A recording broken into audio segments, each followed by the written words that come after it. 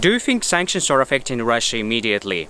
There is no more popular brands in malls, inflation rate is growing up and food prices are overgrown, technological backwardness.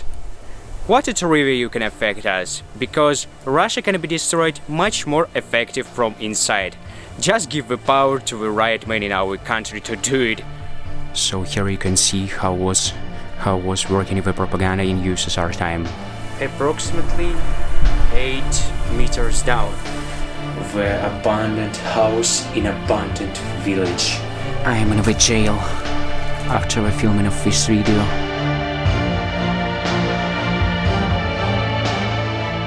I want to tell you about 20th and 30th years in the 20th century in Russian history. On the example of Yaransk district. Yaransk district located in the south of Vyatka Oblast, in European part of Russia, which is officially named as Kirov Oblast. And let me name it historically correct as Vyatka. The first village I wanna visit is Rozhdestvenskoye. It's located 15 kilometers far from Yaransk and it's very old one village. It was established in the middle of 17th century. Well, and this village was named in honor to the most holy Theotokos, if I would say it in English, and in Russian I would say in honor to Рождества Пресвятой Богородицы. And in this moment you may be something confused if you know Russian language, because Рождество in Russian language is also the name of Christmas. Just in this case, Рождество it's more likely the name of the celebration itself, not the verb. Well, and as far as you know, presently in this village must be the church, which I wanna discover the first of all.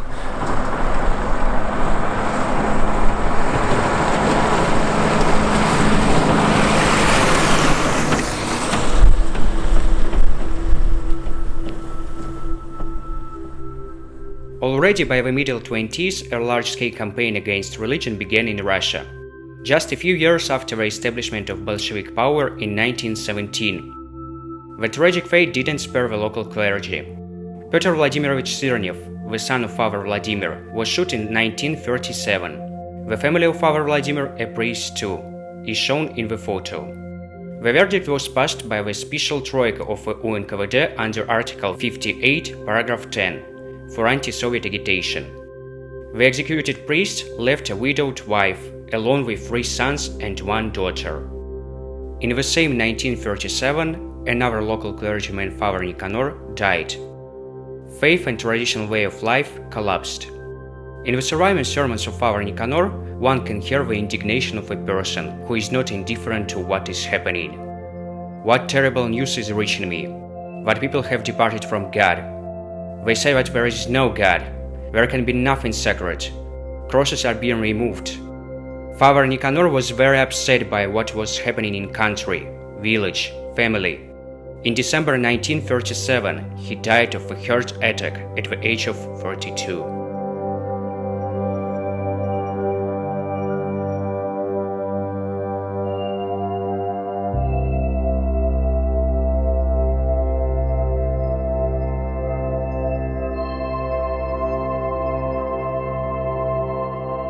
That's another glorious church in the Vyatka region.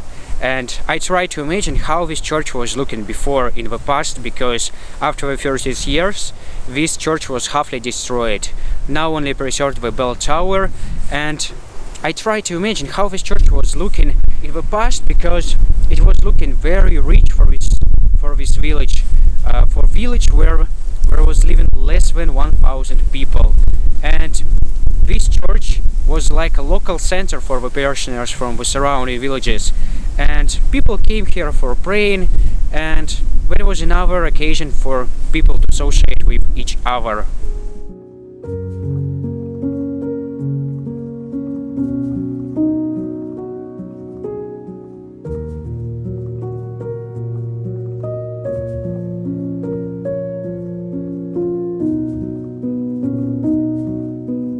Rozhdestvenskoye is a relatively small village, not a tiny one, but is really small. In 2010 year, here has lived permanently 183 people.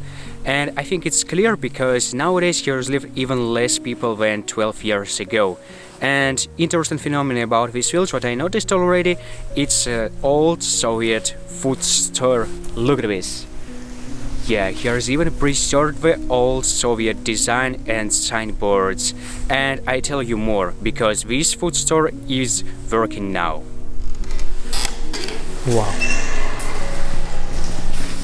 Here is apparently the year foundation, 1981st year. Let's go far. Wow, very old Soviet design here. Here, looking here is even something similar for greenhouse local. The corner for naturalists in this village.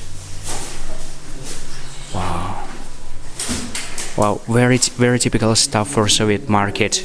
Scales to main again in the deepest province of Vyatka region. Wow.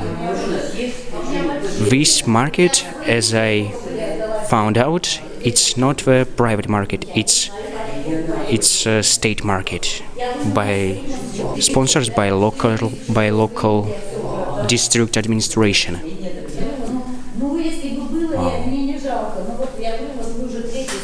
That's how it was looking USSR. Almost every village in surroundings of Rozhdestvenskoye is died out, and let I visit one of it, the village of Maloe Panchino.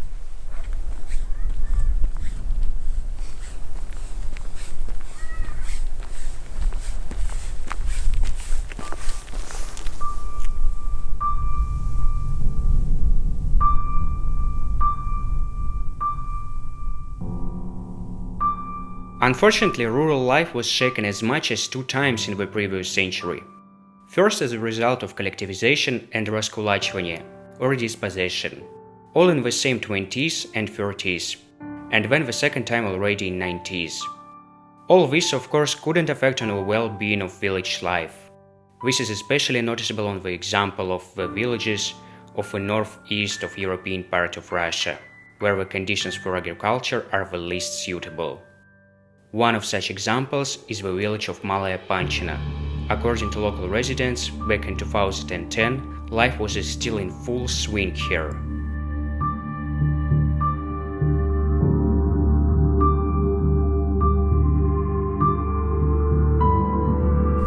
Well, we get to the Maloe Panchino, and from the first view, this village is looking left quite yesterday. If I look on this building, on this house, because this house so freshly painted. Maybe some who is going here. Let's we try to get there. Maybe we will even get inside. So, what a glorious paints and decorations of this house. Look at the corner. Застрахована в госстрахе. This house has an insurance in the government agency. I think I don't get inside because the house is locked. So apparently some who has an keys, the owner of his house.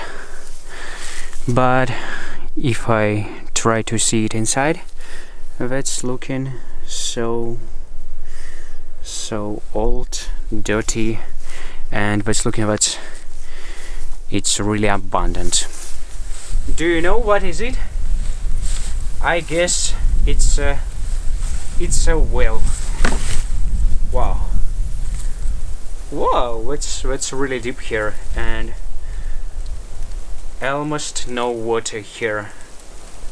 I think approximately 8 meters down. Wow, it's really swampy something.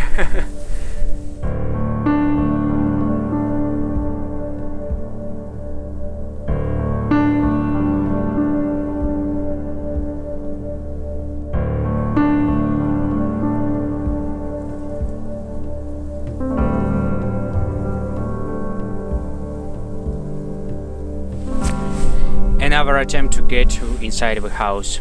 Let's try to unlock it.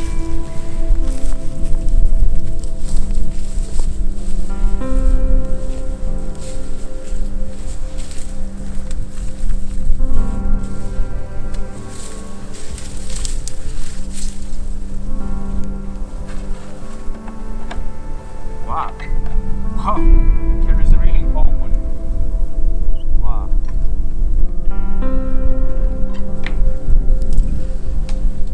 So let's get inside.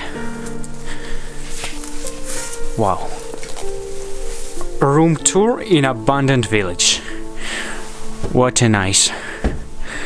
So here is veranda and very old bed. I think it's even preserved from the Tsar's time.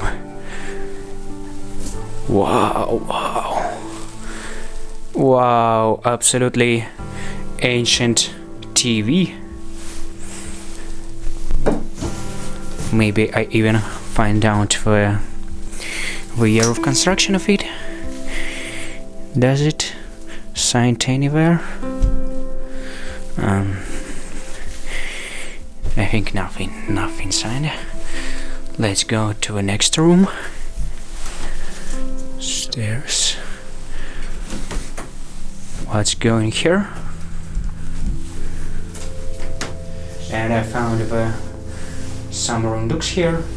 And let me try to see it inside. Maybe something interesting is in. Well, here is nothing interesting, absolutely empty. And try to look on the decorations of this one. Here is even some paints and decorations what was designed by local masters. So Vyatka, I think this one was used like a place for saving the grain. And you're going by the fields, maybe for instance you're going by the fields and you sow in the seeds where. What here is another something interesting. Something I don't know. What is it? Very old small details. I don't know what is it. Nothing preserved in good condition. It's okay. It's maybe for this. And this one, wow. Absolutely destroyed. But this one preserved really well. So I'm scared to be here because I am absolutely alone in one tiny village somewhere in Vyatka region. Let's unlock it. Let's go.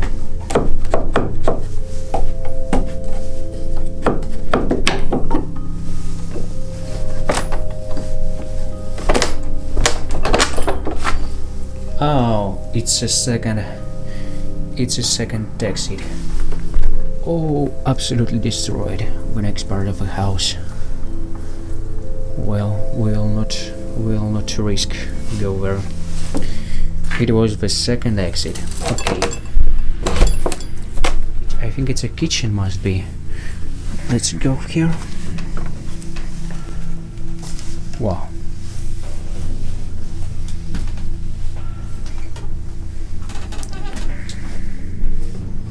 Wow. Interesting. Insane. All decorations. Maybe it was made in Kukarka even. Famous Kukarka's decorations. So here's the mirror. Hello. This is the stuff for washing up. It was very popular in Russian villages. KPSS, Communist Party of Soviet Union. Here we go in the main room of the house. It's a guest house or maybe the main room. So ancient chairs, ancient cabinet. Wow, absolutely insane. Wonderful feeling to be here. Old glasses. So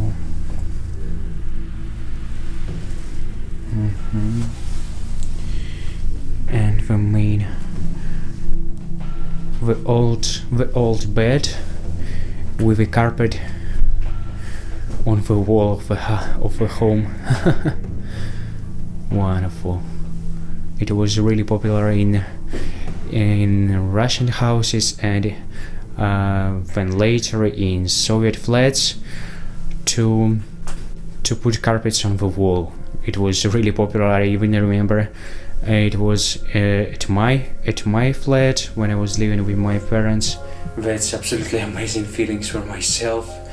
A little bit scary, some adrenaline going in my blood, and I'm very first time in my life visiting the abandoned house in abandoned village. That's glorious stuff.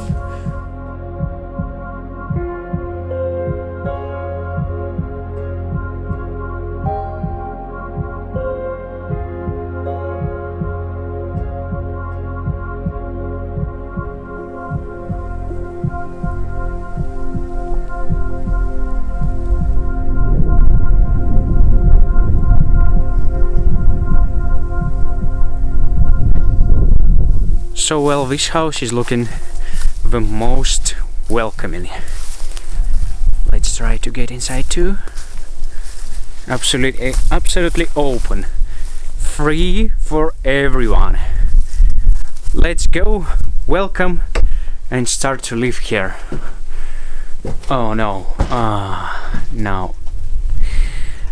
I think it's clear why it's open. Absolutely, I think it's nearly to absolutely destroyed. Look at these beautiful frames of our house. Fantastic.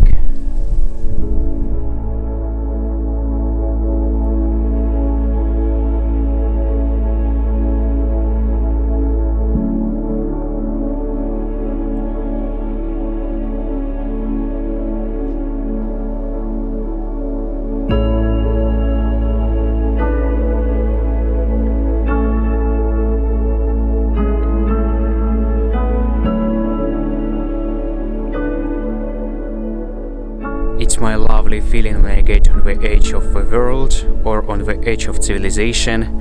It's giving me some mysterious feeling, really.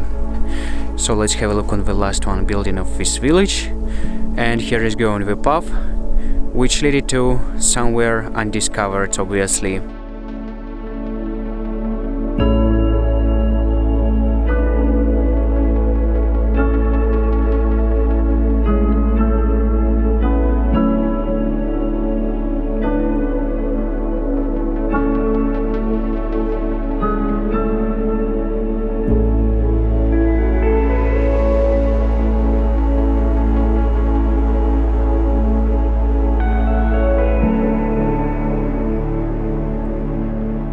Good morning. As you may see, I'm going in the middle of nowhere, somewhere in Russian jungles, and so it's very rainy morning today, and I'm very happy that the majority of my path for this morning is already gone. It's left only 200 meters to the village what I want to show. It's a village of Maloe Matvuyevo. It's really remote one village, and it's absolutely fully abandoned.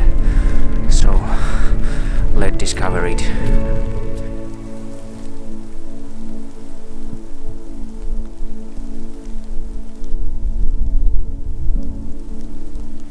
I guess this village should be absolutely abandoned. Well, now I see here is at least one house is alive. And it seems to be what someone built here own dacha. because it's relatively new building, but houses over it is very old. This street seems absolutely abandoned, no one alive. All these houses seems fully abandoned. Well, but I found another one house, so cozy place, and I think this one is alive. Here is even the tricolor TV and lovely sign. That sign, I think it's absolutely spontaneous here. The house is locked, and it seems that it's absolutely no people in this village right now.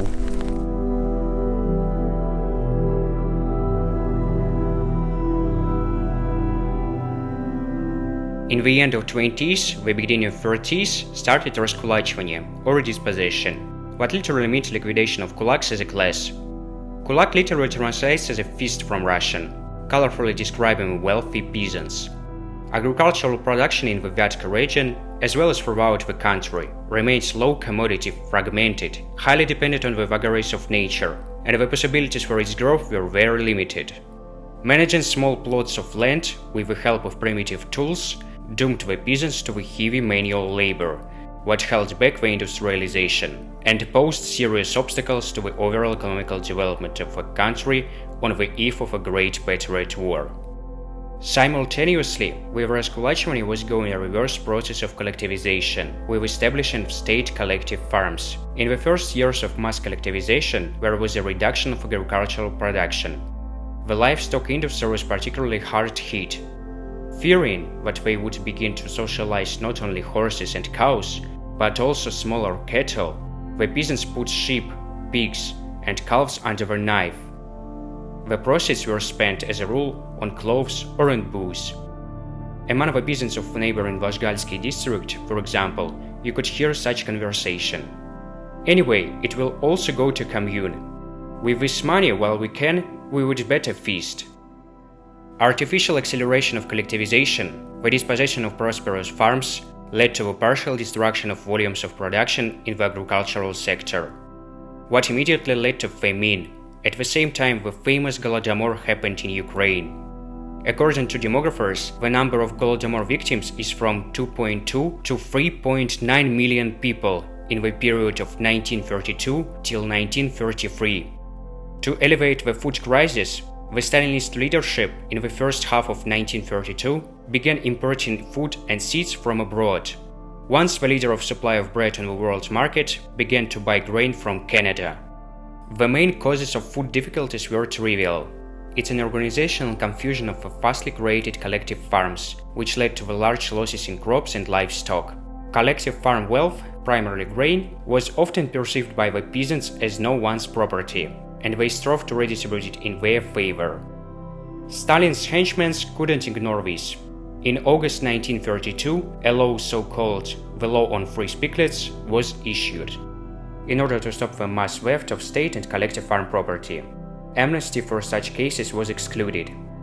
For example, for stealing a head of cabbage you could go to jail for 5 years, and for major thefts you could even be sentenced to death.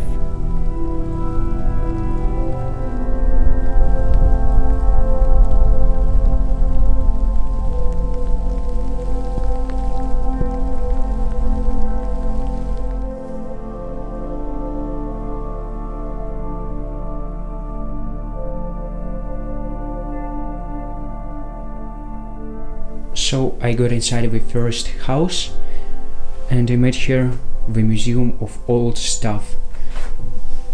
The bed fully made of timber. Wow, look at here what people used to lie on. It's a mattress with a grass. Yeah. Here is going the newspaper. It seems to be Komsomolskaya Pravda, the Komsomol Trav. It's the lovely newspaper of Vladimir Putin. The book Автомобиль, the study book, photos. It seems to be the people the family who lived in this home. Some postcards, some Soviet postcards. USSR.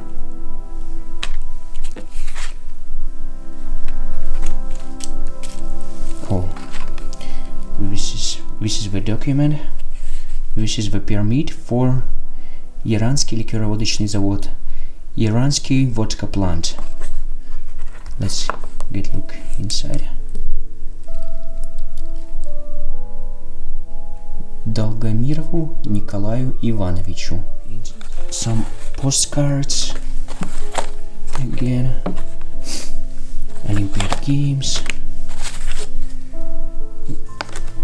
Мир, труд, май. The Labor Day in Russia, 31st of May. I guess this boot may be the famous Yugoslavian boot, very popular in USSR. In this house lived really good master. This is the well, and this is the part of the house is not hidden. The well located right inside of the house. I really rarely met it. So here is another barrel made of a timber. Some stuff, I don't know how to name it in English, but in Russian language we name it корзина. It's used for gathering of something, berries, mushrooms, maybe something another. The village of Maloe Matvuyevo 10 years ago was also relatively alive. As you can see, now there is no permanent population. The last surviving houses are maintained by older generations and used as dacha, while their children leave the countryside for the big cities, to get an education or just for a better life. If a person lives in such village permanently, then most likely they don't earn well and cannot get out of a village in order to move at least to the regional or district center. Thus, it turns out that houses will live until their current inhabitants die. And often, the best entertainment in such conditions is banal drunkenness. I think watching such a landscape from a window for a long time, many people will have a desire to drink.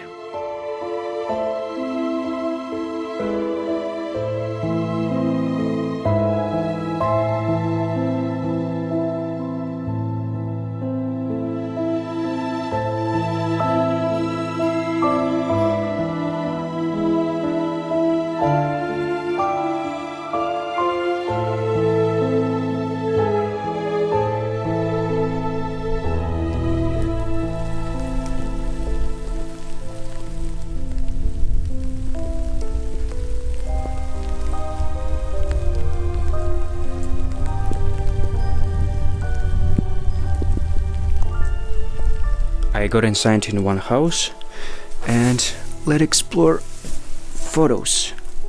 98th year, 11th of May of 98th year. Next photos. Yeah, here is some who was served in the Red Army. Well, I guess in this place lived very religious people. Take a view. Канон о самовольне живот свой скончавших. I don't know how to translate it in English exactly. So look at this. Here is the calendar for 2011 year. So it seems the last date when people visited this house. The corner with icons, very typical for Russian houses. So creepy bed. Wow, this is the furnace. It's located extremely on the center of house, frequently, and take a view if you see it. Here is going the shelf nearby the furnace. It's specially made shelf, and I guess people used this corner just like a place for sleeping, where because it was the warmest place in the house, and it was really useful at the freeze. Well, let's take a look. Here is the something like a water closet. People used it for washing. So another part of the house is very fastly routine. Wow, a bottle of a kvass or a beer. I don't know, do you see it? Vyatka. Another part of the house. So I guess it's household. It's a household area. Wow, very old Soviet newspapers. Боевая дружба и солидарность. We're fighting friendship and solidarity. Сельская жизнь. The village life. I noted another one interesting newspaper here. Take you. Расследуется деятельность ФБР. The investigation of FBI activity. New York. Безопасность обеспечена. The safety is over. Семилетка будет выполнена досрочно. The 7th year plan will be made faster. Новогодний подарок миру. The new year present to the world. From the Soviet said, the president of USA, Lyndon Johnson, I guess. Wow. So here you can see how was working the propaganda in USSR time. Дорогу новому прогрессивному. The way to the new and progressive man. Товарищ Nikita Sergeyevich Khrushchev. On the fields of All Unity Institute of Agriculture. Хлеб родине. The bread to the homeland. Знамя коммунизма. The sign of communism. Год рождения 1964. The year of birth is 1964 year. Glorious vibe and glorious experience to see it by my own eyes. Astonishing. Another interesting stuff is the bucket, fully made of timber, and I guess it was a place for storing the flour. And this was the sieve. Another one, bucket.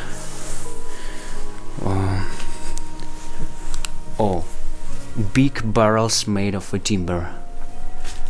Another one, runduk. Well, nice decorations on this. Let's check what here is inside. Some clothes. In general, nothing interesting.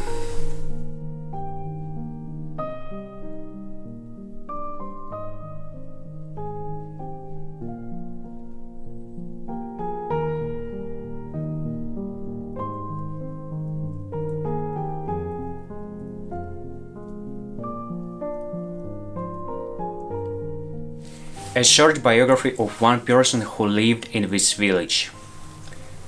Извергин Василий Матвеевич. He was born in 1881 year, Kirovskaya Oblast, Yaransk district, the village of Maloe Matvuyevo. Nationality: married people. Permanent and living place: Kirovskaya Oblast, Yaransk district, the village of Maloe Matvuyevo. Peasant. Usually sentences were handed down by 3 members' cards, and it was the way of out-of-court consideration of the case, and they was consisted of the head of regional NKVD, the secretary of regional committee of the KPB, and of the prosecutor. On 17 December of 1938, Извергин Василий Матвеевич was convicted under Article 58, Paragraph 10, Anti-Soviet agitation and propaganda, for 5 years in a jail. 18th July of 1989, fully rehabilitated.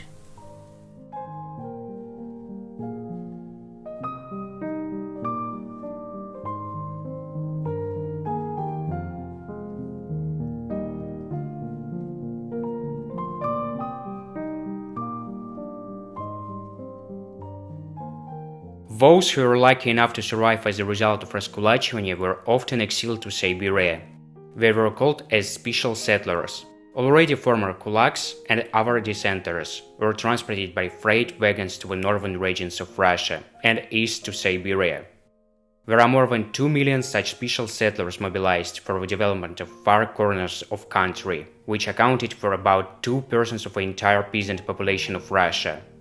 People were simply brought to a remote station in the middle of taiga, or to remote areas without any special organization of any conditions for survival. People survived as best they could. Many of them never made it to their destination and died on the way. My ancestors were sent in 1937 to settle in Altai, says Nina Ivanovna from the village of Kugusherga. У меня бабушка Варвара Константиновна Емельянова и дедушка Алексей Емельянович Емельянов. И мама, и их репрессировали в 37-м или в 38-м, не знаю, я не помню эти года. В общем, мама говорит, я училась в 5 классе. И вот их выслали в Барнаул, и вот они туда уехали. Дедушка там, конечно, он возмущался, и там и через милицию попадал, и все. Ну, как бы, так, я, говорит, училась в школе, и мама Валентина Алексеевна Емельянова была. Это впоследствии она Ашуева стала. И училась в школе, и меня, говорит, все дразнили. Я все время говорила на «о», растягивала слова, ну, по-вятски как бы говорила, ну, интересно, и тянула слова. Им это было очень интересно, и в общем, я, говорит, стеснялась очень. И ее отправили обратно домой одну. Вот ей было, она с 24-го года, вот сколько лет, 13-14 было ей. Да. И отправили одну. И, ну, с кем-то там на поезде, вот они до Котельнича доехали, мама, а там, говорит, мне надо было еще от Котельнича ехать до Туманура. Меня, говорит, довезли, а там Туманур-то он в стороне, как бы, километра 2-3 надо идти, а я, говорит, уже заболела. Я чувствую, что я заболела, с сундучком ехала, сундучок у нее был, вот тащила его по снегу, это все было зимой. И вот как-то говорит, я добралась до дома, не помню, говорит, даже, ну, дома меня, говорит, встретили, там крестный у нее был. А почему репрессировали их? У них была мельница своя, и, в общем, хотя у них семья вообще-то большая была, и они работали, ну, как бы, сами работали, у них работников не было. А вот, ну, почему? Раз частная собственность, вот, наверное, из-за этого. Тогда, видишь, вот. Мельница своя, то есть они жили, ну, гораздо лучше по сравнению с другими. Наверное, так, да. Но, говорит, у нас, вот, мы, говорит, сами как бы на себя работали. Ну, и мололи, видишь, не только себе ведь они мололи, люди-то несли им все равно.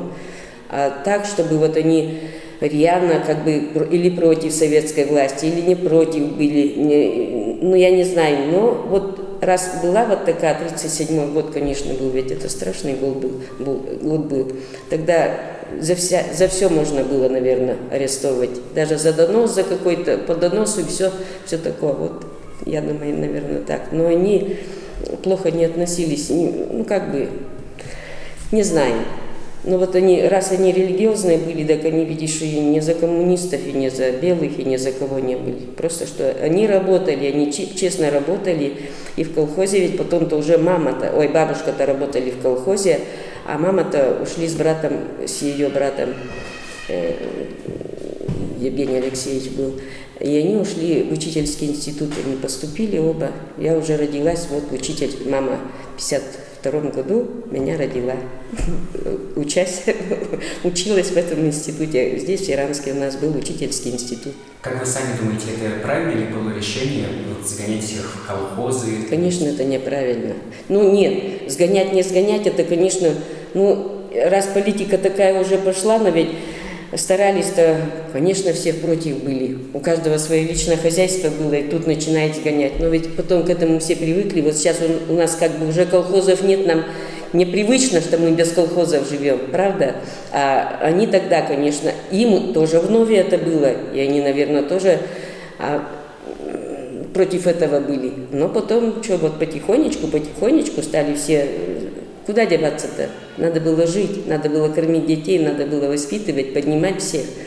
Вот и, наверное, из-за этого пошли в колхоз. А чуть потом все привыкли, и хорошо было. Ну как, хорошо? Наверное, хорошо было, потому что люди-то уже подошли к тому, что действительно без этого никак нельзя было. Наверное, так.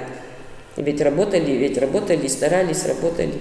Проще сказать, живем и слава Богу, вот так вот мы жили. Плохо мы не жили. Ну как плохо не жили? Конечно, жили плохо в одно время, когда вот 91-е года были, 90-е годы. А так, пережили. Это я уже замужем была, а это мы пережили все потихоньку. Мы здесь жили семьей, так как у нас и корова была, и овечки, и поросенки, все были, теленки, так что мы со своей-то скотиной и ночи. И колхоз был, и колхоз помогал, и мы колхозу помогали. Мы же здесь, вот я в больнице работала, так мы все равно в колхоз ходили, и на сенокос, и на мехток ходили работать, и на картошку ходили, все у нас. Церковь тоже забросили, наверное, или разрушили тоже где-то в этих годах, 30-х, да? Наверное, так, да. Или ее использовали все-таки под что-то? Ее использовали, да, здесь зерно складывали, зерно. То есть просто кресты убрали? Кресты не убирали. Кресты не убирали, они потом сами упали. Многие стараются делать для церкви, благотворители, и дают бесплатно. Где-то песок, где-то глину везут, где-то строительные материалы все везут. В общем, это здорово. Окна ведь, вот это все ведь это благотворительность делает. А кроме марийцев и русских тут кто-то еще живет?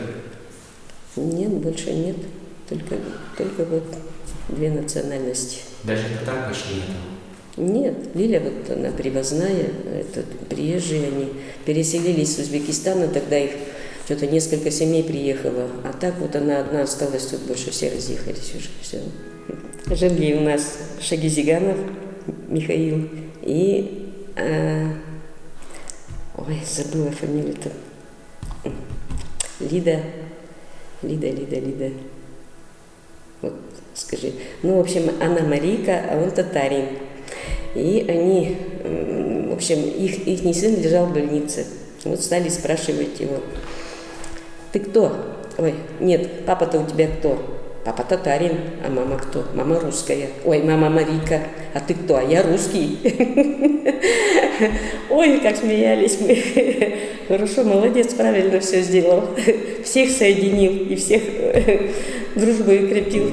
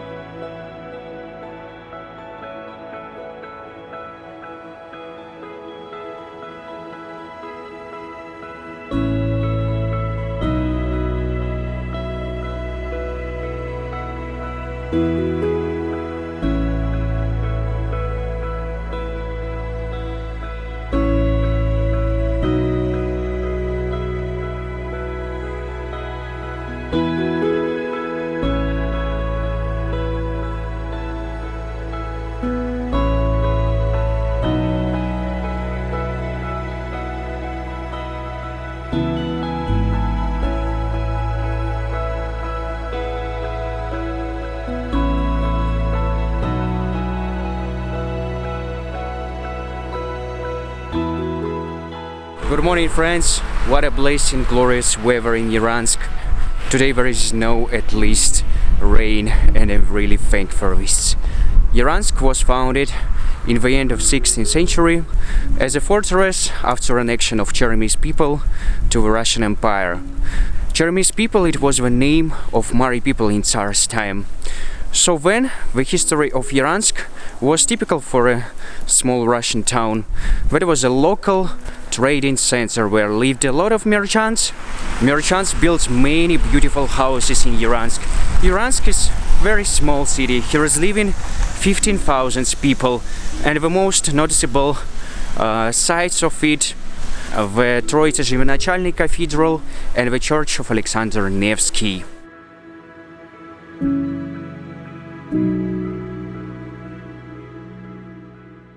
So now I'd want to visit the neighboring village of Ognetovo, where is located the house of another wealthy person of Yaransk, of Semyon Lvovich Ateyev. So this house absolutely brilliant, what local people even name it like a castle.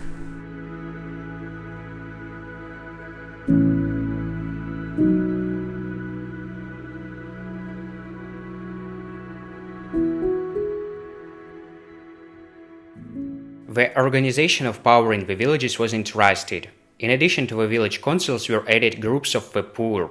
They consisted mainly of the poorest sections of peasants and peasants without landed property, so-called batraki, and enlisted the support by the Red Army to suppress the resistance.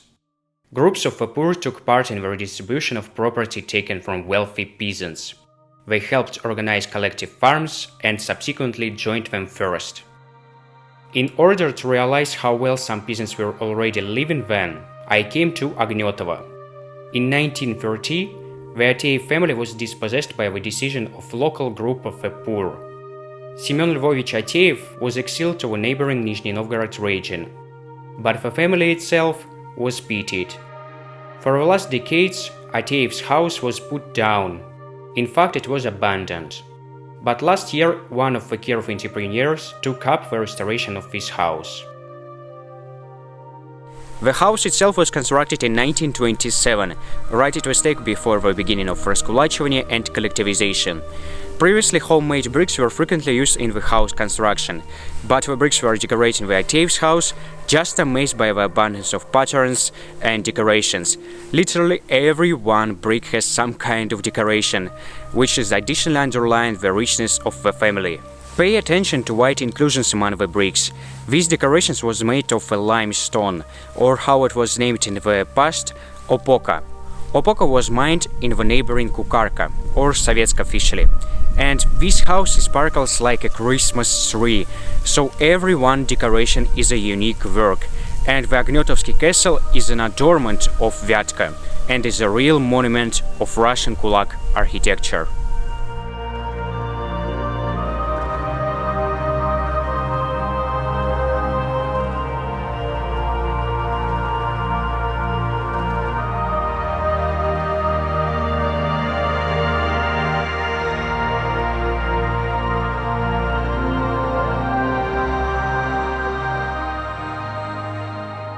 Collectivization and раскулачивание are very dark pages in our history. I think it had very negative effect in the long run and still does in the present. For example, abandoned villages could continue to live at the expense of people who wouldn't be forcibly evicted to remote areas of the country. So now, these villages are a big scare, reminiscent of the crimes of the Soviet government against own people.